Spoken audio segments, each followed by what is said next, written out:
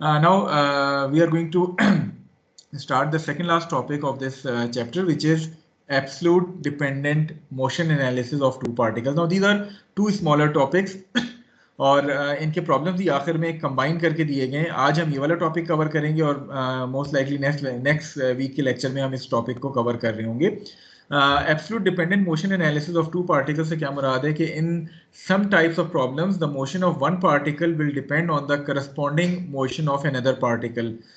This dependency commonly occurs if the particles are interconnected by inextendable cords or inextendable cords or ropes which are wrapped around the pulleys. For example, अगर हम इस figure को देखें जो आपको नजर आ रही है, we have two blocks. One is this block A, the other one is this block B, and both these blocks are connected together with a rope which is starting from say point A and moving on to the pulley CD and then connecting with this block B. So we have one rope or an extendable cord which is being connected from A to B and passing over the pulley which is shown to you. So the motion of block A and B are dependent on each other. We can show this यानी अब common sense की अगर हम बात करें तो चूंकि directly रोप ए और क्योंकि डायरेक्टली ब्लॉक ए और ब्लॉक बी जो है वो एक दूसरे के साथ इस रोप के साथ कनेक्टेड है, तो हमें पता है कि जितनी स्पीड के साथ हम इस ब्लॉक बी को नीचे की तरफ मूव करेंगे उतनी ही स्पीड के साथ ये ब्लॉक ए जो है वो ऊपर की तरफ मूव होगा. और ऑल्टरनेटिवली अगर मैं इस ब्लॉक ए को किसी वेलोसिटी से 4 मीटर पर सेकंड के साथ डाउनवर्ड की तरफ खींचूंगा तो ये ब्लॉक बी भी जो है वो इतनी ही वेलोसिटी से ऊपर की तरफ मूव करेगा because they are connected by a single rope which is passing over a single pulley as shown to you in the figure. So common sense तो यही कहती है कि जितनी स्पीड के साथ या जितनी वेलोसिटी के साथ मैं ए को मूव करूंगा बी भी उतनी वेलोसिटी के साथ मूव करेगा. However we can show this mathematically as well because common sense के साथ ये सिंपल सिस्टम तो आराम से सॉल्व किए जा सकते हैं, लेकिन जो सिस्टम जो है वो कॉम्प्लिकेटेड होता है, मसलन आपको ब्लॉक्स तो दो ही होते हैं लेकिन एक से ज़्यादा पुलीज इन्वॉल्व हैं, तो फिर उस सूरत में आपको कॉमन सेंस के साथ जज करना मुश्किल हो जाता है कि ए और बी के वेलोसिटी या एक्सेलरेशन का क्या रिलेशनशिप है. उस सूरत में ज़रूरी होता है कि we have to develop some sort of mathematical equation in order to relate the velocities of A and B with each other. So how we are going to develop this mathematics?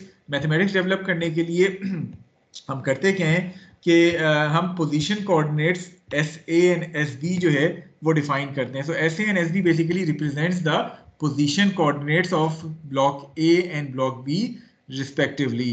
अब ये position coordinates हम define किस तरह करते हैं?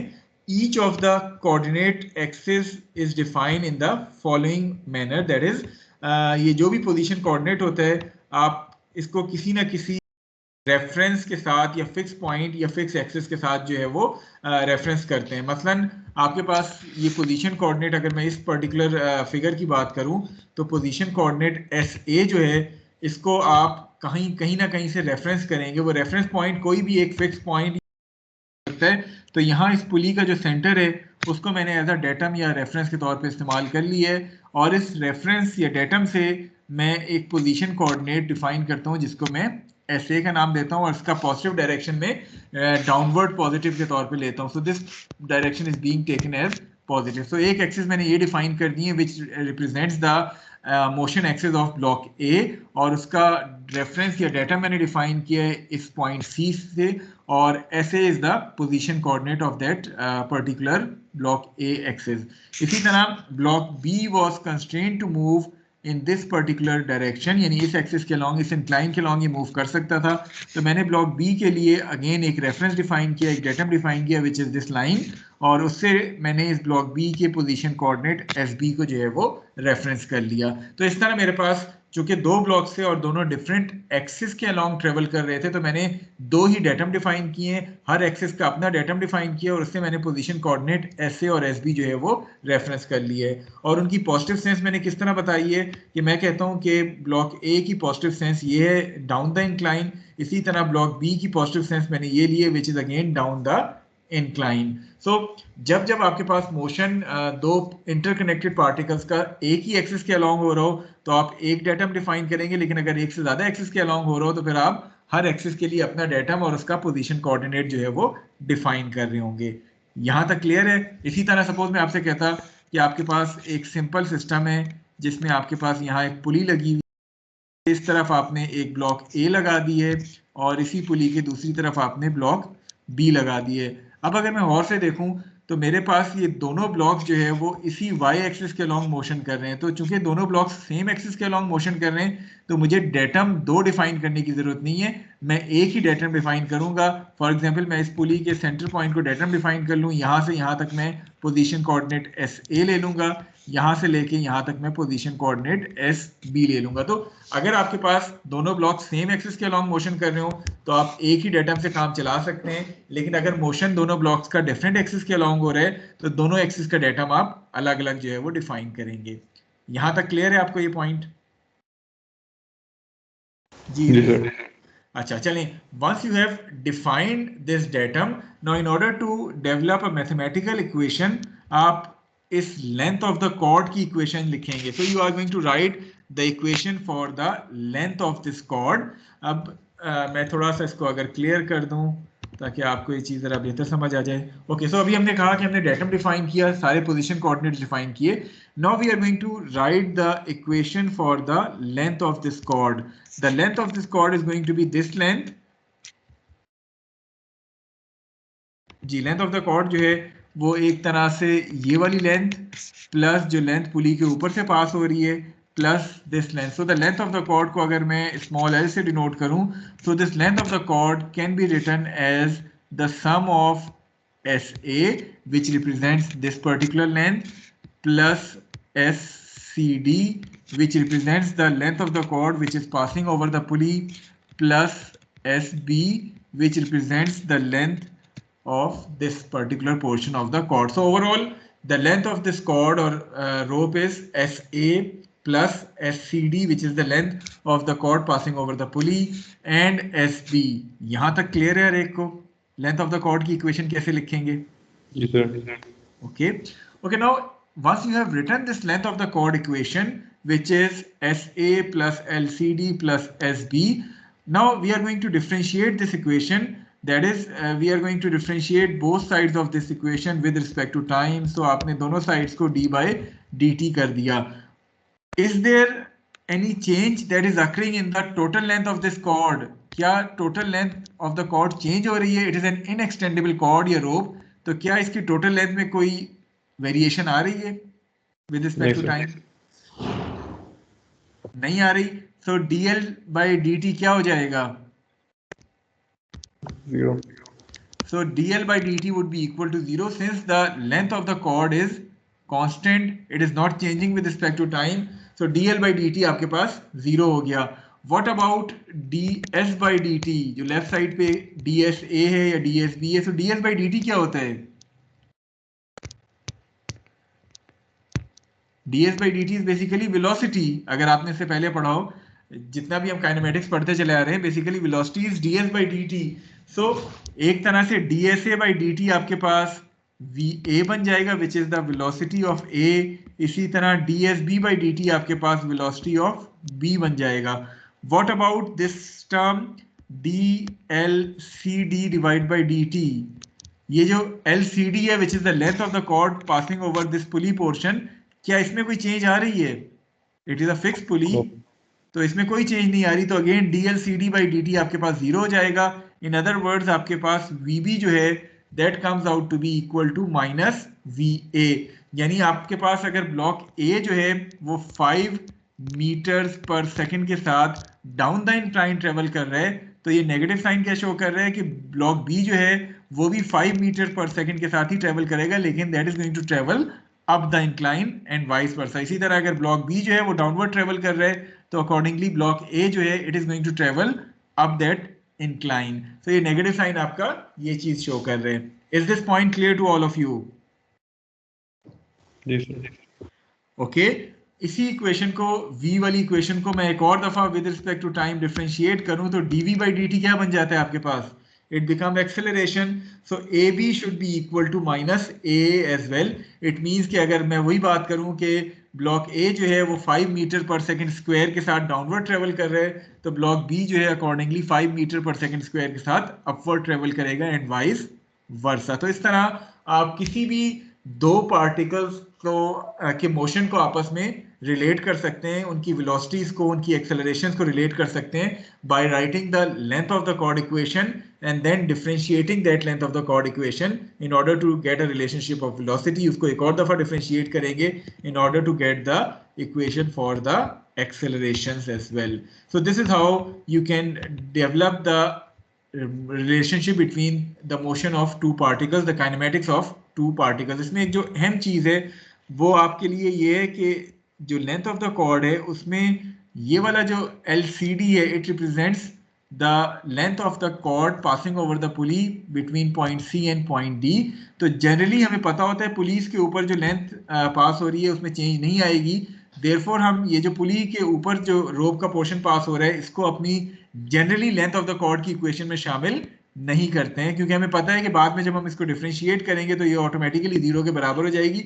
तो सिर्फ जो चीजें चेंज हो रही होती हैं हम उसको अपनी लेंथ ऑफ द कॉर्ड की इक्वेशन में शामिल करते हैं। क्योंकि अगर मैं इन चीजों को शामिल करने लगा, जहां मतलब आपके पास एक सिस्टम में 4 या 5 पुलीज लगी हुई हैं, तो खामखा में आप 4 या 5 लेंथ्स को यहाँ शामिल कर रहे होंगे, जबकि आपको पता है कि ultimately these lengths are going to be equal to zero once they are going to be differentiated with respect to time. तो generally the length of the cord और रोप जो कि पुली के ऊपर से पास हो रही होती है उसको हम अपनी लेंथ ऑफ द कॉर्ड की इक्वेशन में शामिल नहीं करते हैं। Is this point clear to all of you? यहाँ सिर्फ आपको समझाने के लिए मैंने यहाँ शामिल कर दी है, अदरवाइज इससे नेक्स्ट जितनी भी एग्जांपल्स हैं उसमें हम इस लेंथ को अपनी इक्वेशन में शामिल नहीं करेंगे। Is this point clear to you? Yes sir. Okay, थोड़ा सा मुश्किल सिस्टम देखते हैं और यही लेंथ ऑफ द कॉर्ड लिखने की कोशिश करते हैं। Now consider a more complicated example involving the interdependent motion of two particles, two blocks A and B, which are shown to you here. In this case, you have a block which is block A that can travel along the horizontal axis as shown to you here. Then you have block B which can travel along the vertical axis as shown to you here. Now, by again common sense says that if this block A is being pulled towards the right, then definitely block B is going to move upward. Similarly, if block B is pulled in the downward direction, then block A is going to travel towards the left. तो ये हमें common sense ये तो बता रही है कि इनके आपस में मोशन किस तरह रिलेटेड होंगे, लेकिन एग्जैक्टली इनकी वेलोसिटीज या एक्सेलरेशन किस तरह एक दूसरे के साथ रिलेटेड है उसके लिए फिर हम थोड़ा सा लेंथ ऑफ द कॉर्ड की इक्वेशन लिखेंगे। Now before writing the equation for length of the cord, थोड़ा सा मैं इसको क्लियर कर लूँ दोबारा जी। Before writing the equation for length of the cord we need to first of all define the datums and the position coordinates SA and SB। अब इसमें अगर मैं डेटम की बात करूं, सबसे पहली बात तो ये कि चूंकि दोनों blocks they are travelling along two different axes, so we need to define two datums for each one datum for each block. Overall 2 datum हम डिफाइन करेंगे। अगर मैं ब्लॉक A की बात करूं तो जी क्या हुआ, आवाज क्लियर नहीं है?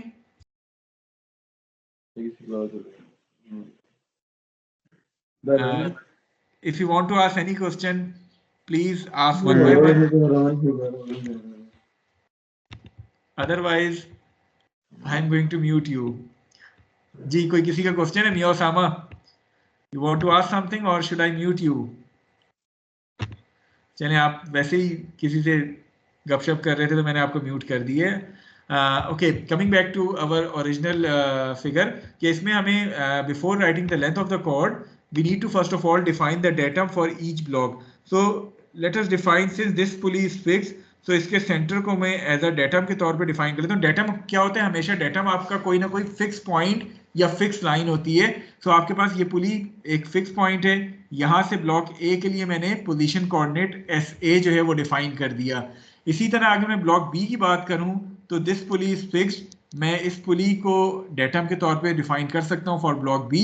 और अगर एक और बात आप गौर से देखें, मैं चाहूं तो SB को यहाँ से यहाँ तक भी डिफाइन कर सकता हूं, लेकिन चूंकि आपका ब्लॉक B का सारे का सारा मोशन डिपेंड कर रहे हैं इस पुली के मोशन पे, जितना ये पुली ऊपर नीचे जाएगी उसी हिसाब से ब्लॉक B भी ऊपर नीचे मूव करेगा। चूंकि ब्लॉक B जो है वो इस पुली के साथ डायरेक्टली स्लोप के साथ कनेक्ट हुआ हुआ है, तो बजाय मैं SB उस ब्लॉक तक डिफाइन करने के, मैं इस पुली तक के मोशन को या पोजीशन को SB के तौर पे जो है वो डिफाइन कर सकता हूं। तो यहां तक मैंने पोजीशन कोऑर्डिनेट्स डिफाइन कर दिए, उनका पॉजिटिव डायरेक्शन जो है वो डिफाइन कर दिया। Now I should write the equation for the length of this cord. Now the length of the cord की अगर मैं बात करूं तो the length of the cord should be equal to this length plus this length plus this length plus this length. इन चारों को मैं टोटल करूंगा तो मुझे लेंथ ऑफ द कॉर्ड मिल जाएगी। इसमें मैं उन चीज़ों को इग्नोर कर रहा हूँ, या पुली की वो लेंथ को इग्नोर कर रहा हूँ, या रोप की वो लेंथ को इग्नोर कर रहा हूँ जो इस पुली के ऊपर से पास हो रही हैं। So the length of the cord here is going to be equal to S B which is this length plus SB again which is this length plus H which is this particular length plus SA। तो मेरे पास जो length of the chord की equation बनेगी that equation would be equal to 2SA plus 2SB plus SA plus H should be equal to the length of the chord। यहाँ तक हर एक को clear है कि मैंने length of the chord की equation कैसे लिखी है? जी एनी स्टूडेंट जिसको ये समझ ना आई हो ये equation कैसे लिखी गई है?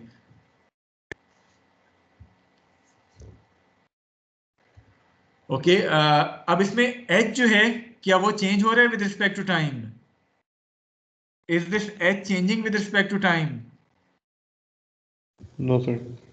Since it is a height which is fix between these two pulleys और ये चेंज नहीं हो रहा, so again dh by dt भी आपके पास जीरो हो जाएगा। सो ओवरऑल आपके पास जो इक्वेशन बनेगी वेलोसिटी की that should be equal to 2vb should be equal to minus va।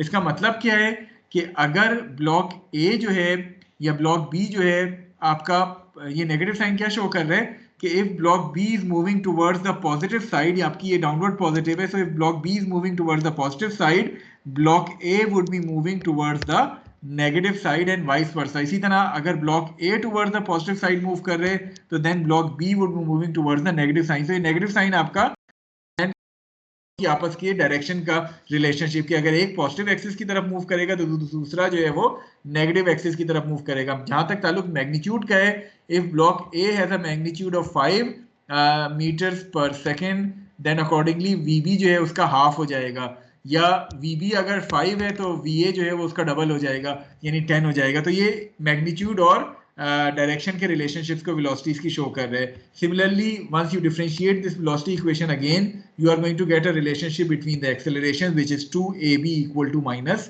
aa। Clear है यहां तक भी? अब्दुल्ला लियाकत कुछ समझ आ रहा है या नहीं समझ आ रहा? सर वो गया था, उसको भी काम पड़ गया था। ओके, एनी अदर स्टूडेंट जो कि जिसको कोई क्यूरी हो रिगार्डिंग दिस टॉपिक? बहुत सिंपल टॉपिक है, सिर्फ आपने करना क्या होता है कि मोशन को देखते हुए कहीं डेटम डिफाइन करना है, पोजीशन कोऑर्डिनेट्स डिफाइन करने हैं और लेंथ ऑफ द कॉर्ड की इक्वेशन लिखनी है। अच्छा, अब अगर मैं इसी सिस्टम को कंसिडर करूं और मैं डेटम थोड़ा सा चेंज कर दूं, मसलन मैंने किया ये कि मैं कहता हूं कि अब मैं इसी पुली को एज अ डेटम के तौर पे डिफाइन कर रहा हूं। ये मेरा डेटम हो गया फॉर पोजीशन ए जिसको मैंने एस ए के साथ डिफाइन किया, ये मेरा डेटम हो गया फॉर बी जिसको मैंने एस बी के साथ जो है वो डिफाइन किया। Now I am writing the length of the chord equation once again। अब मुझे सिर्फ आप ये बताएं कि ये वाली लेंथ जो है ये कितनी हो जाएगी? एनी वन वॉलंटियर स्टूडेंट, ये लेंथ कितनी होगी? तो h minus sb। So this length is h minus sb. This length is also equal to h minus sb. This length is equal to h. So now overall the length of the chord equation would become 2 into h minus sb plus h plus sa should be equal to L. Once I differentiate it, again I'm going to get the same relationship which is 2vb equal to va। In this relationship and in the previous relationship what is the difference? सिर्फ difference जो है वो negative sign का है। अब ये relationship क्या कह रही है? चूंकि मैंने datum change कर लिया, अब अगर a को मैं move करता हूँ towards the positive side तो b is also moving towards the positive side and vice versa। तो मेरे ऊपर है कि मैं datum कहाँ define करता हूँ, उस हिसाब से मुझे इनकी velocities का और इनकी एक्सेलरेशन का आपस का रिलेशनशिप मिल जाएगा। Is it clear? Yes sir. चलिए आप थोड़ी सी आपकी अंडरस्टैंडिंग को समझने के लिए इसके बहुत ही सिंपल से 2-3 एग्जांपल्स हैं, उनको ज़रा सॉल्व करते हैं। और अब क्वेश्चंस आपसे मैं करूंगा तो कोशिश करें कि आप लोग अटेंटिव हों और इसको गौर से सुन रहे हों। Okay, starting with example 12-21। चूंकि एग्जांपल्स हैं तो ऑलरेडी डेटम और पोजीशन कोऑर्डिनेट्स किसी हद तक आपको जो है वो डिफाइन हुए हुए हैं। आपसे कहा क्या जा रहा है कि you have a particle A and a particle B which are connected together using this rope and pulley system as shown to you in the figure. The block B is moving upward with a speed of 6 feet per second. So this block B is moving upward with a speed of 6 feet per second. You need to find out कि correspondingly block A जो है वो कितनी speed के साथ ऊपर की तरफ मूव कर रहा होगा या नीचे की तरफ मूव कर रहा होगा. थोड़ा सा गौर कर लें इसकी फिगर पे. इसके ऑल्दो पोजीशन कोऑर्डिनेट्स दिए हुए हैं कि हमने किया क्या है कि इन पुलिस के सेंटर को जो कि फिक्स थी डेटम के तौर पे डिफाइन कर लिए. This is position coordinate S A, this is position coordinate S B. So any one volunteer who want to define, सात सोहेल के अलावा कोई एक वॉलंटियर जो डिफाइन करना चाहे what is going to be the length of the cord equation.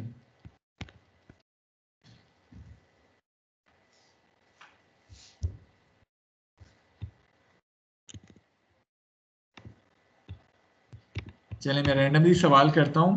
Ali Haider, can you hear me?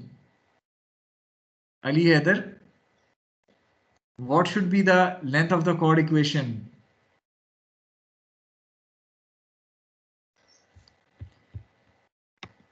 Faisal Nawaz,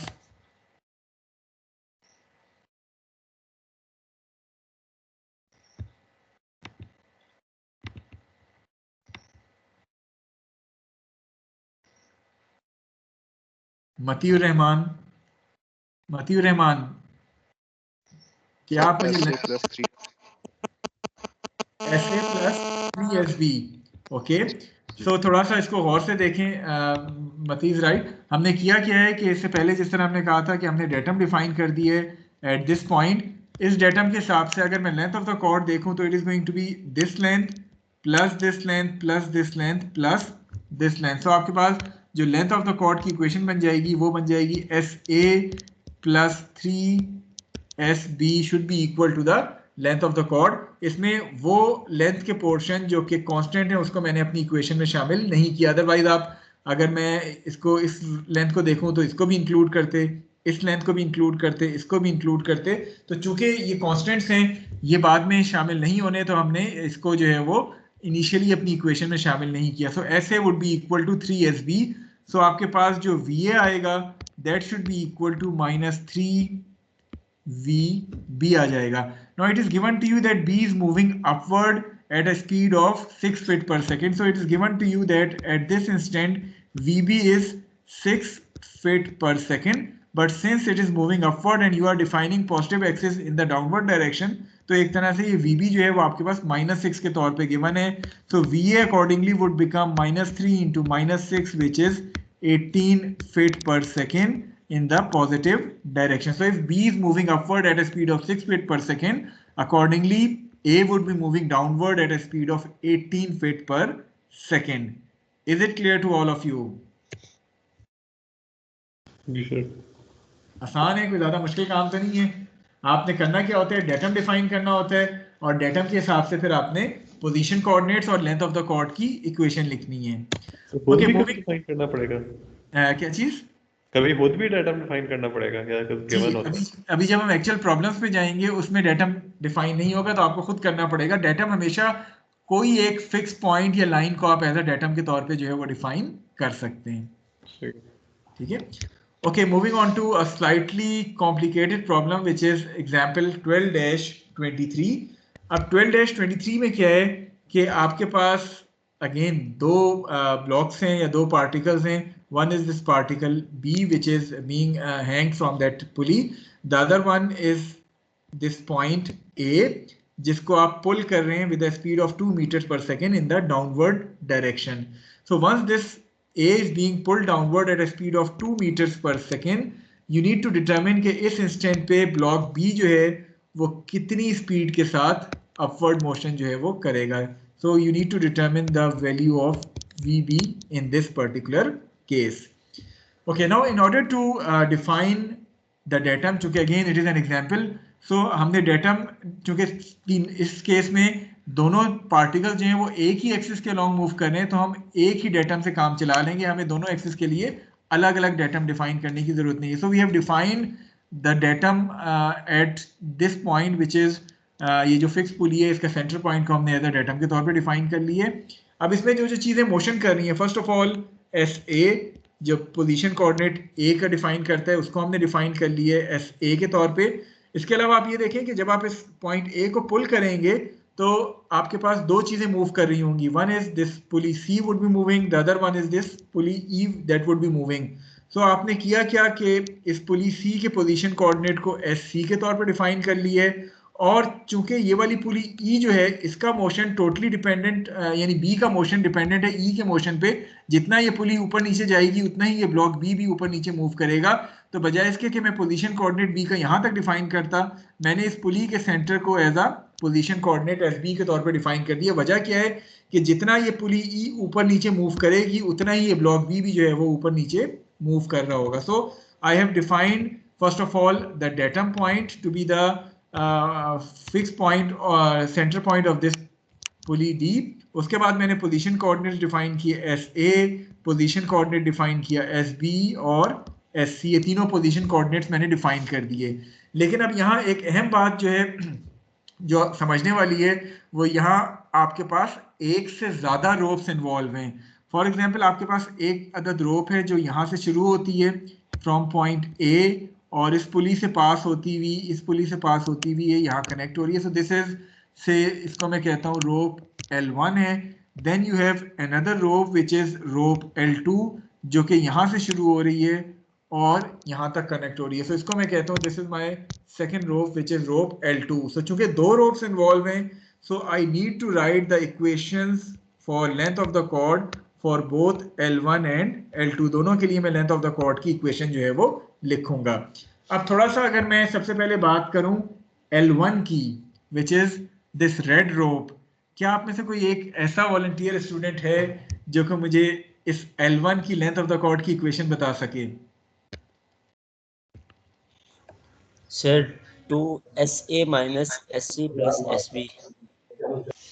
okay, आपने कहा कि 2SA, क्या नाम क्या है आपका? हाफिज अब्दुल्ला सर। ओके, 2SA मैं अभी आपकी बताई हुई इक्वेशन लिख रहा हूँ, ये सही है गलत है इसकी बात नहीं कर रहा। 2SA प्लस आपने बताई क्या इक्वेशन है? 2SA sir 2 into SA minus SC। Okay, SA minus SC sir bracket कर लें और plus SB equal to L1। Okay, plus SB equal to L1। Okay, any student जो कि इससे इख्तिलाफ करना चाहे? Yes sir. जी, आपके ख्याल में अपना नाम बता दें और बताएं कि क्या इक्वेशन हो सकती है। फरहान। और पहले स्टूडेंट ने जो बताया 2 इंटू SA माइनस SC, आपसे मेरा क्वेश्चन ये है कि ये वाली 2 इंटू SA माइनस SC कहाँ से आ गई है? क्या आपके ख्याल में ये दोनों लेंस बराबर हैं और क्या हर इंस्टेंट पे ये दोनों बराबर रहेंगी?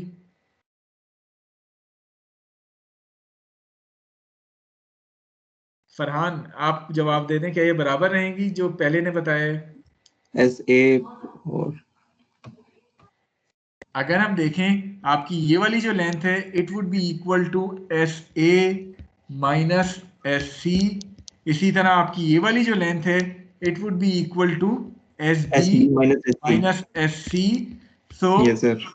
और तीसरी आपकी ये वाली जो लेंथ है it is equal to SB। So overall जो है वो आप जो गलती कर रहे थे, जो पहला स्टूडेंट गलती कर रहा था वो क्या थी कि उसने अज्यूम किया कि ये दोनों लेंस जो है वो बराबर हैं, ऑल्दो देखने से बड़ी हद तक ये बराबर लग रही हैं लेकिन एक्चुअली ये बराबर नहीं है, अगले इंस्टेंट पे ये दोनों चेंज हो रही होंगी।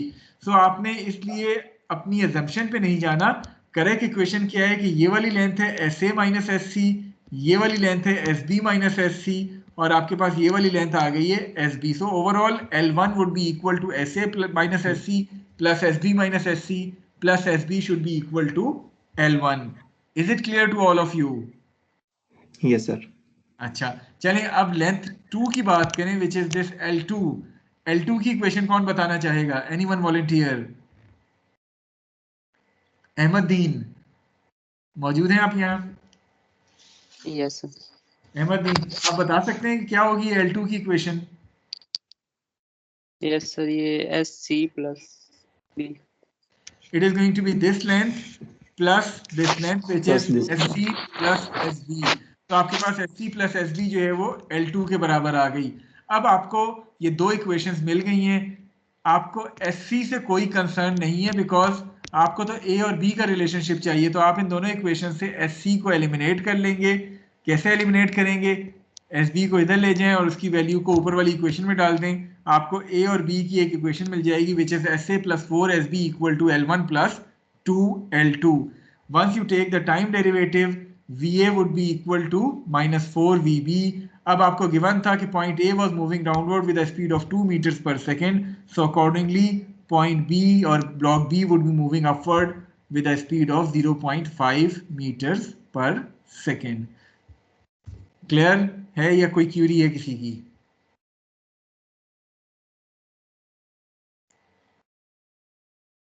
Is there any student having some query relevant to example 12-23?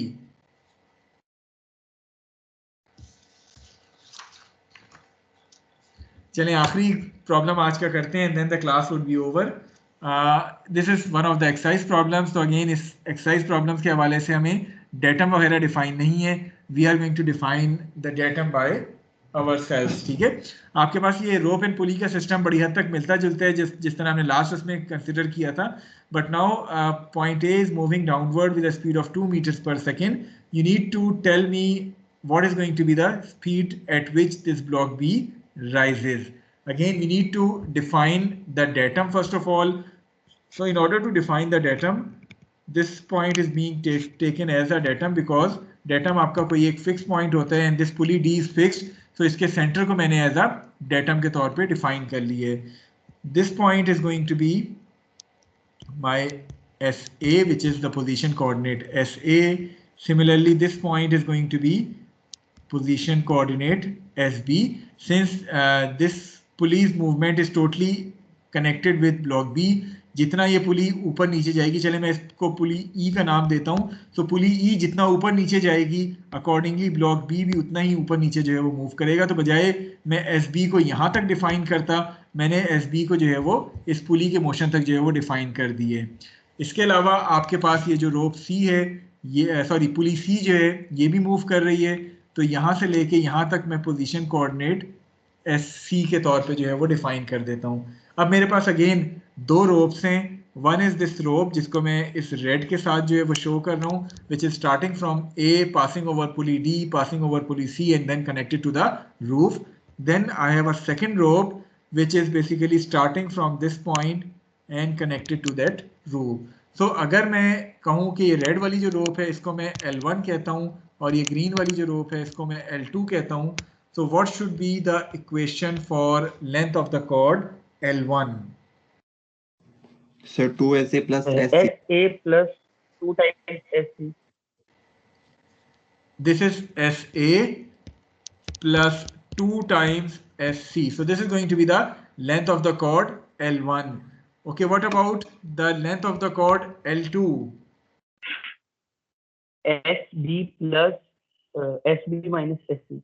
Okay, SB तो direct आ गया. This length is SB. Then this length is going to be SB minus SC. So SB minus SC, ये आपके पास second रोप की जो है वो length आ जाएगी. So coming to the solution, जिस तरह अभी हमने बात की थी, L1 जो है वो SA प्लस 2SC होगा, L2 आपके पास SB plus SB minus SC होगा. अगेन आपके पास SC जो है वो रिडंडेंट है, आपको इसकी ज़रूरत नहीं है. सो आप SC को एलिमिनेट कर लेंगे. एलिमिनेट कैसे करेंगे? इक्वेशन नंबर 2 से आपने SC की वैल्यू निकाली और उसको इक्वेशन नंबर 1 में पुट कर दिया. So you will get a relationship between SA and SB.